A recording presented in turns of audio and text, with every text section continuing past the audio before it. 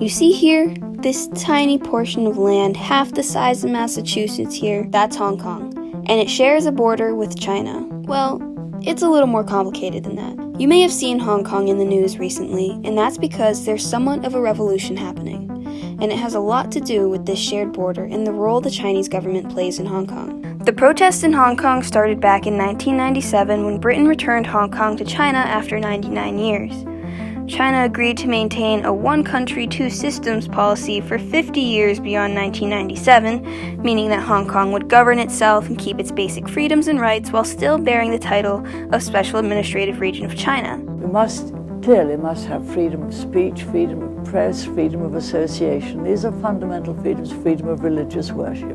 These are fundamental freedoms, and they must continue. But China wants to speed up that 50-year timeline, and they aren't willing to wait until 2047 to start stepping into Hong Kong. And that's where things are getting messy. I'm here at Hong Kong International Airport, where thousands of people have shown up to show their support for freedom and democracy here in Hong Kong. Basically, I think we are fighting for 5 things. First thing is the extradition bill. We want to withdraw. Second thing is we want to drop charges against all protesters.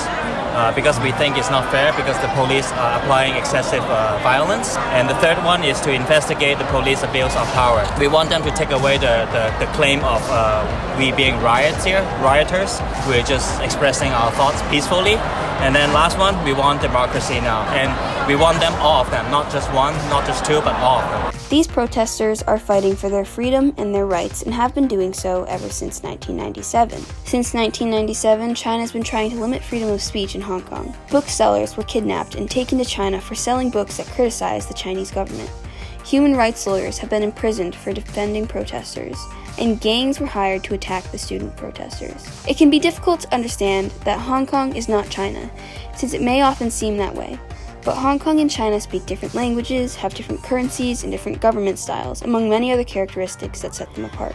But the protesters today are not the same as they were decades ago. These new protesters are students. They are the younger generation who will still be around in 2047 when Hong Kong is no longer its own autonomous nation. These protests have been the biggest Hong Kong has seen since the handover, with 2 out of every 7 people taking to the streets to show their opposition to Chinese rule.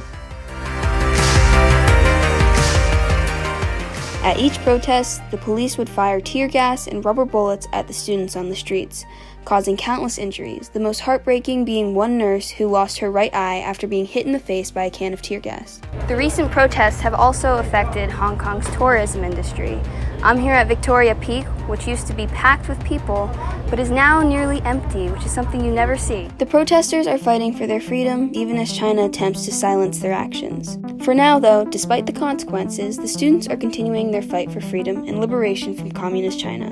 No battle was ever fought, won, or lost without sacrifice, whether it be personal, political, or economic.